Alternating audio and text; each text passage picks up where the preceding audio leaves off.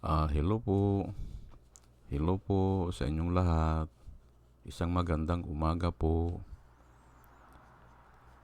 Ngayon po ay 23 ah, ng Hulyo, July 23, 2024. At ang oras po dito sa Los Angeles, California ay 6:35 ng umaga. Tuesday at medyo maliwanag ang araw.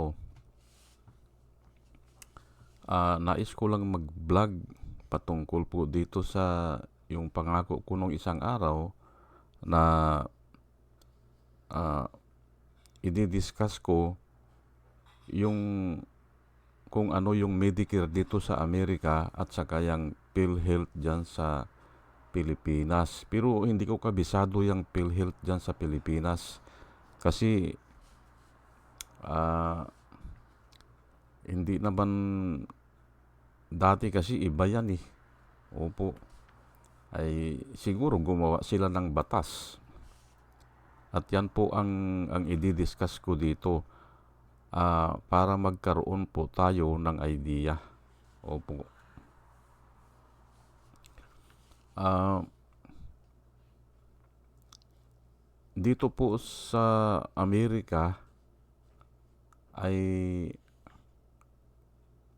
ang Medicare po dito ay private po yan. Marami kang pagpipilian na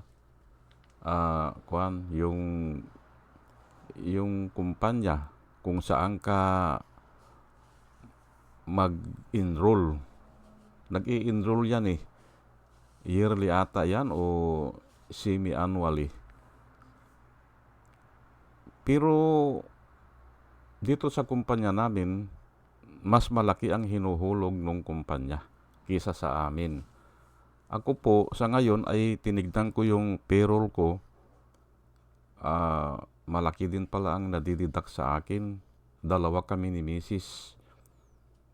Um, Almost 400 a month dollars. Dalawa kami.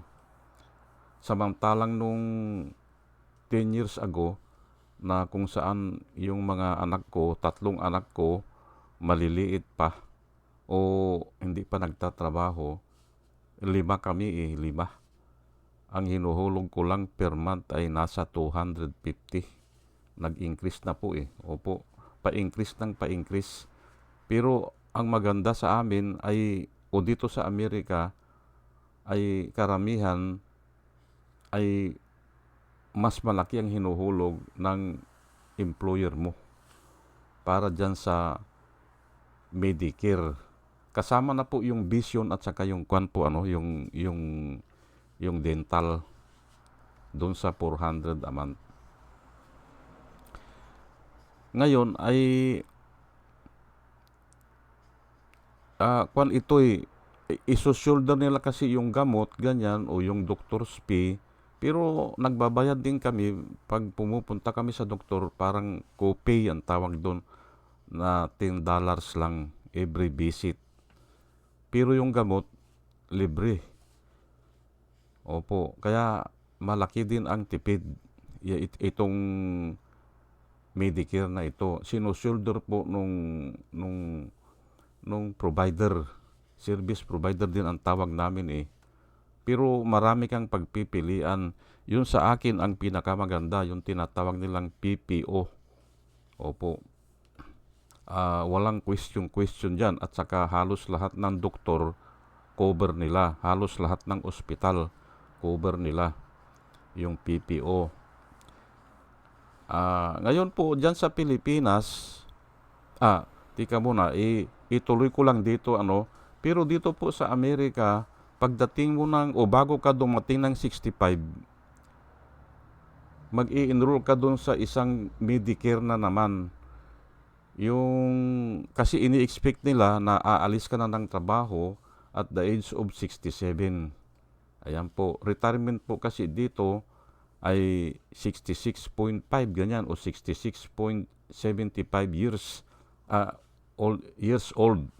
Ngayon, pag umabot ka ng 67 ay talagang retireable na talaga yan. Pero yung iba hindi pa nagre-retire kasi nga gusto nilang mag-avail ng Medicare. Opo. Ah, pero mayroong ang gobyerno po, ito na yung kinokontrol na ng gobyerno ito. Yung at the age of 65, kailangan mag-enroll ka. Pag hindi ka nag-enroll, may penalty ka. Opo, pag mag-enroll ka at the age of 66, may penalty ka na.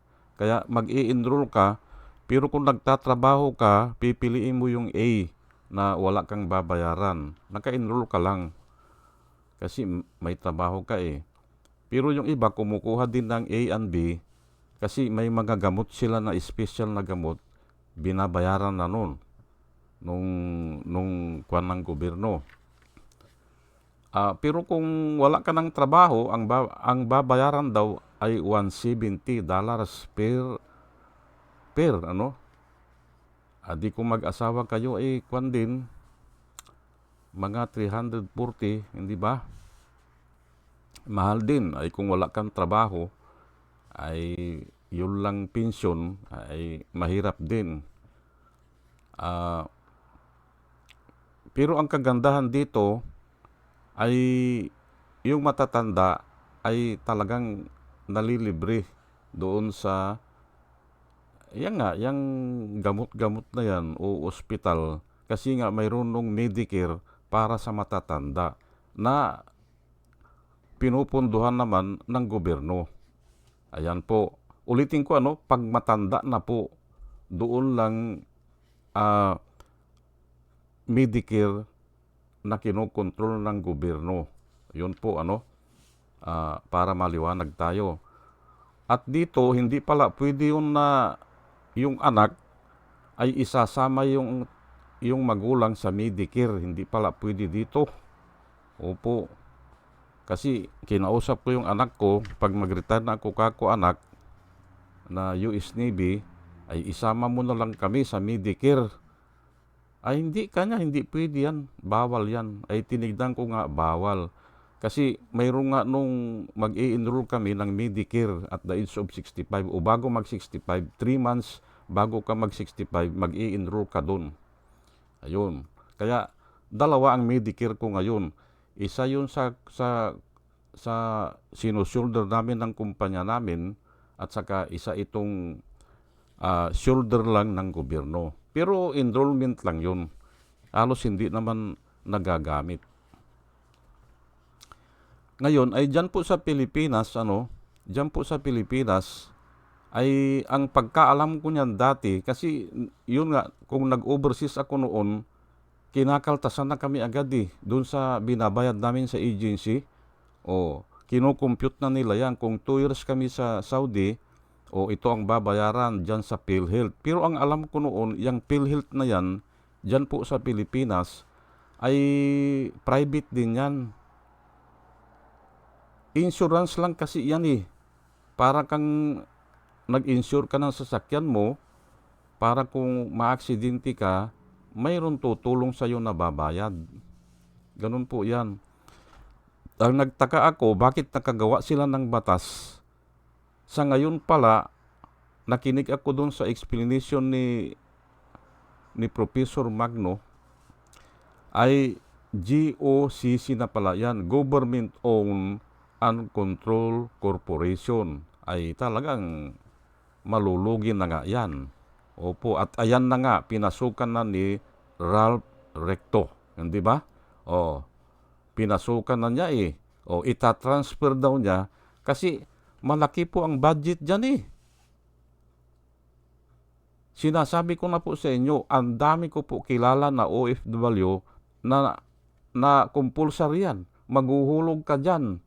Pero hindi namin nagagamit yan. Ako nga, kahit na minsan, hindi ko nagamit yan Pero 4 na bisis po ako na nag-Saudi.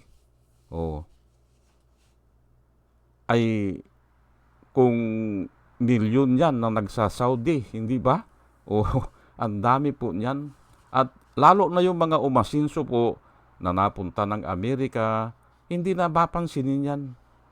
Opo, o napunta ng magandang trabaho sa abroad, wala na yan kasi mas maganda ang service provider dito mga serbisyo nila. Opo. Oh.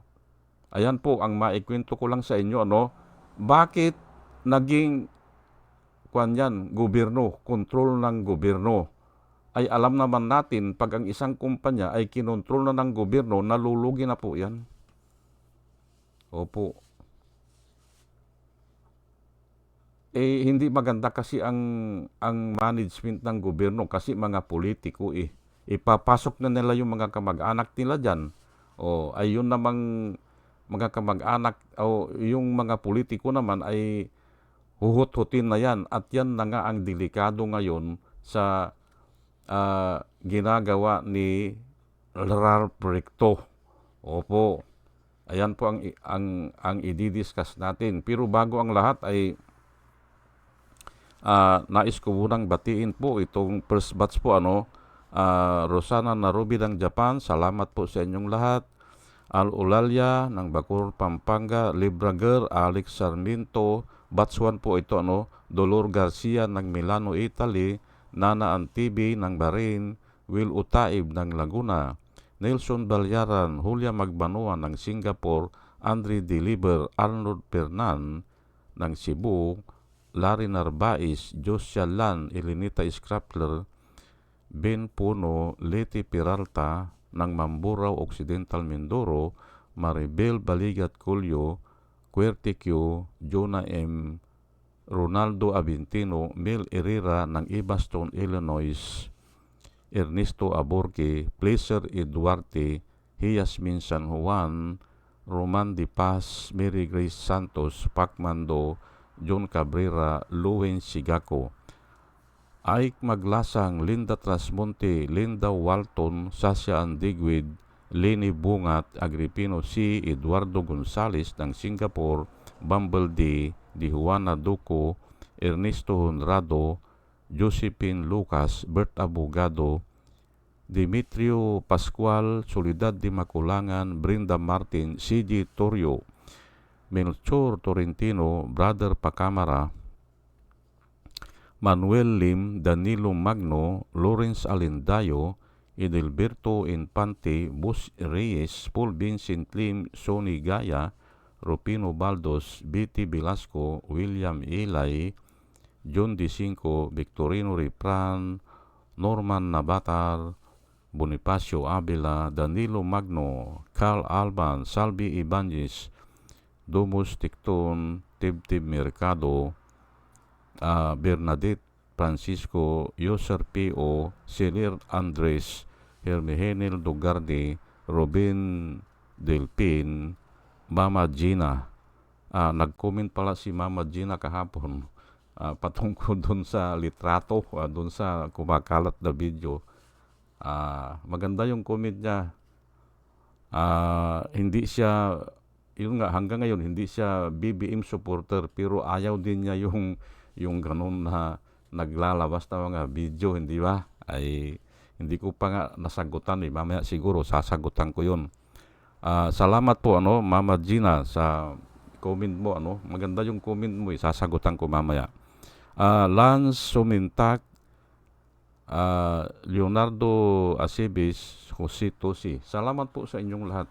At ito naman po ang mga vloggers na nire-recommenda ko po sa inyo na ating panuorin at suportahan. Ito po sila, Michael Apasible Bulletin, Attorney Insurrecto, Bunyog Pagkakaisa, Vlogcaster Armandin, Engineer Toto Kausing, Aling Marie, Mr. Sa Totoo Lang To, Christian Isguera, PMTGR Vloggers, The Action Band, Roja Pantors, Divina Apostol, CG Pichay, Kapihan ni Art at Ago, Damjus Journey, Kakamping, ang Batas with Attorney Claire Castro at saka yun si Kawaldi Carbonil. Ugaliin po natin na makinig sa kanila at marami po tayong matututunan. At nakikita ko na sila po ay nagbablog para po sa bayan. O sige po, at tayo po ay tuloy-tuloy na, ang topic po natin ngayon ay yung Medicare dito sa Amerika ay i-compare ko dyan sa PhilHealth sa Pilipinas. Yan po ano. Ngayon, kanina, nabanggit ko na yung nga gustong i-transfer ni Ralph Recto, yung 90 billion na pondo ng PhilHealth papunta sa National Treasury, yung kaban ng bayan, yung pangkalahatan po, na ang kontrolado lang po yan ng presidente. Ayan po, ano. Hindi po dapat yun. Kasi nga yan ay contribution po ng mga tao yan eh. Bakit imimingle yan sa National Treasury? O sige na, nagbigay kayo ng subsidy. Pero ay hindi dapat na imingle kasi paano ngayong makukuha yan? Ay lalo na yan kung i-assign nyo sa ibang project o sa ibang departamento katulad ng Public Works ata, yung 90 billion. At nga pala nakuha na ata ang kwan eh. Nakuha na ata ang 20 billion o 29 billion. Nakuha na nila. Ay hindi po kwan yan. Ang ibig kong sabihin, corruption po yan. Opo, dapat po natin nalabanan yan. Kasi nga, galing po yan sa contribution ng mga tao eh. Nakatulad ko, hindi ko naman napakinabangan eh. Ay sa dami ng ganyan, sa dami ng tao na hindi naman iniintindihan, basta binabayaran yan para makaalis lang eh. Binabayaran lang yan dahil okay lang, may trabaho eh. Mga seaman, lalo na. May mga sarili kasi na kwan din ang mga seaman eh, yung Medicare na provide po ng mga kwan nila, mga employer din nila. Kaya hindi na nila papansinin yan, yung PhilHealth na yan. Babayad lang sila kasi nga requirement eh. At dumadagdag po yung mga pondo. Ngayon ay bakit ngayon ibibigay sa National Treasury?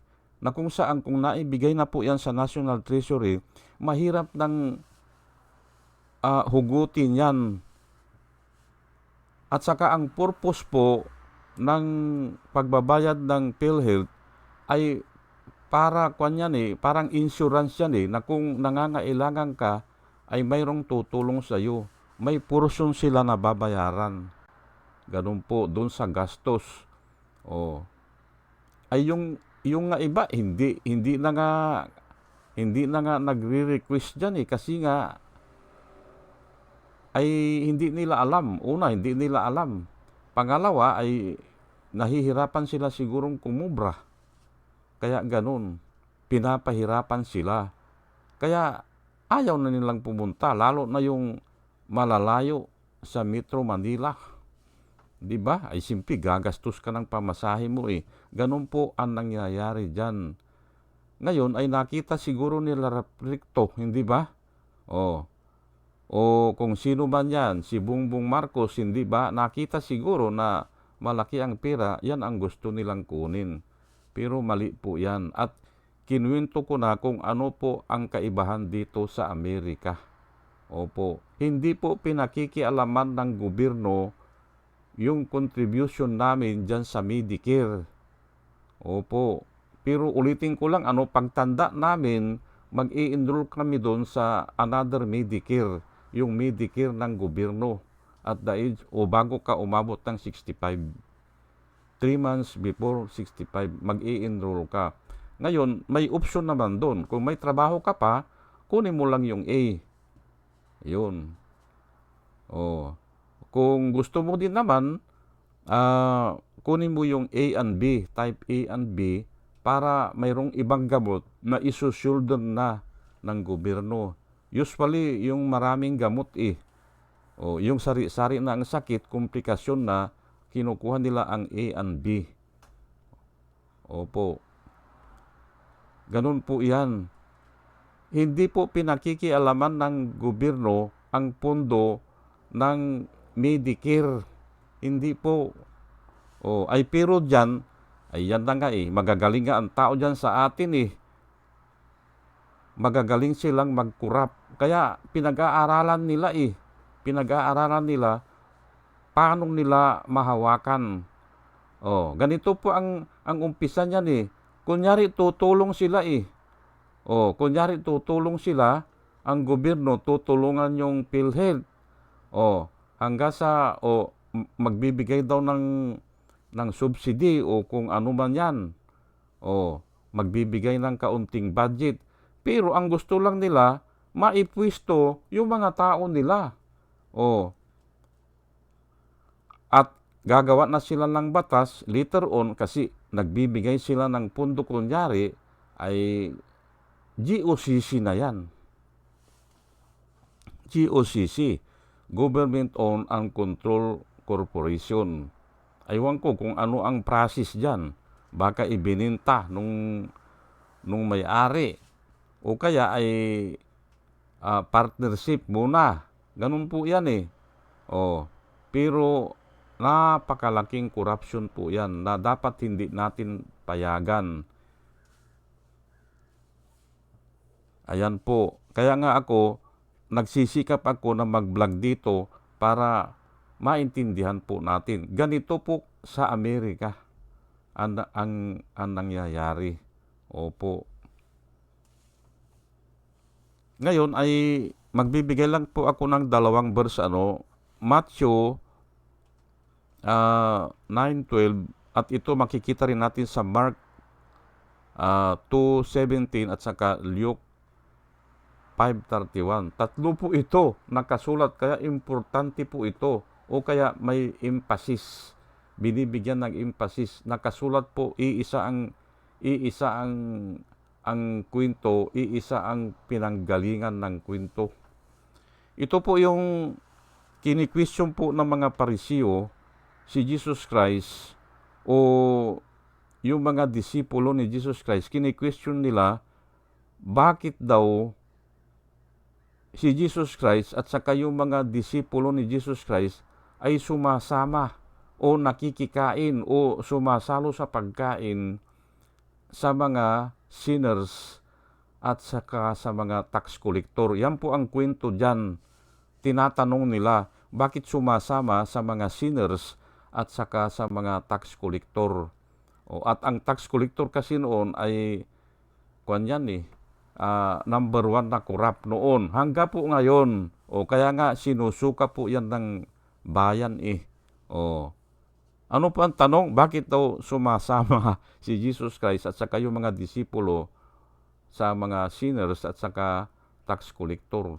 Ito po ang sagot ni Jesus Christ. When Jesus Christ heard this, He said to them, those who are well have no need of a physician, but those who are sick. Ayan po. Hindi naman kanya kailangan ng physician kung wala kang sakit sabi ni Jesus Christ. Pero yung may sakit, kailangan ang physician. Ayan po ang sagot niya. Pero iba ang meaning nito, pero kinuha ko yan kasi nga doon sa physician kailangan po natin ang physician. Kaya, ayan, mayroon tayong Medicare. Ayan po, kailangan po natin ang physician. Kailangan din natin ang gamot. Ito naman sa Proverbs 31 verse 6. Give a strong drink to him who is perishing, and wine to those who are bitter of heart. Ayan po, hindi ba? Ay pinili ko yan, dalawa na lang kasi nga kulang ang oras pinili ko po yan para ma-discuss natin ng maigi. Yung palang naghihingalo na o malapit nang mamatay, halimbawa na aksidente, ganyan, o may cancer, ganyan, ay ayan nga nire-require ng Diyos o parang ina-advise ng Diyos na give a strong drink to him who is perishing. Aywan lang natin kung pinapainom na para hindi na mahirapan ng strong drink. Siguro alak ito eh. Opo. Yan po ang strong drink. Sa iba kasi wine eh. Strong wine. And wine to those who are better in heart or of heart. Yung mga broken-hearted pinapainom ng wine para kasi pag uminom kasi ng wine parang sumisigla yung puso at nailalabas niya yung sama ng loob. Ayan po. So medicine yan o parang ganun na nga. Kaya nga dito po sa mundong ibabaw na kung saan ay puro problema po dito eh. Kailangan po talaga natin yan. Wala pong perfecto eh. O, kaya tayo nagkakasakit, ayan, nadidisgrasya, ganyan. O nagkakaroon ng cancer. Ay hindi po talaga natin maiwasan kasi kasama na po yan sa buhay. Kaya nga yan, dapat mayroon tayong Medicare o medical. Ayan po. Ay palagay ko naman po ay mayroon tayong natutunan lalo na dun sa pag-transfer nila ng budget. Hindi po dapat yan. Kasi nga, piram ng contribution po yan ng mga tao. Opo, hindi po pira ng gobyerno yan na pwede na lang kunin o i-transfer o ibalik, sabi nila ay hindi pwede O sige po at dalangin ko po sa ating pakikinig mga kababayan, mga minamahal ay mayroon tayong napupulot na aral na galing po sa Panginoon. At muli, isang magandang umaga po sa inyong lahat at salamat po sa inyong pakikinig. Salamat po sa inyong lahat. Salamat po.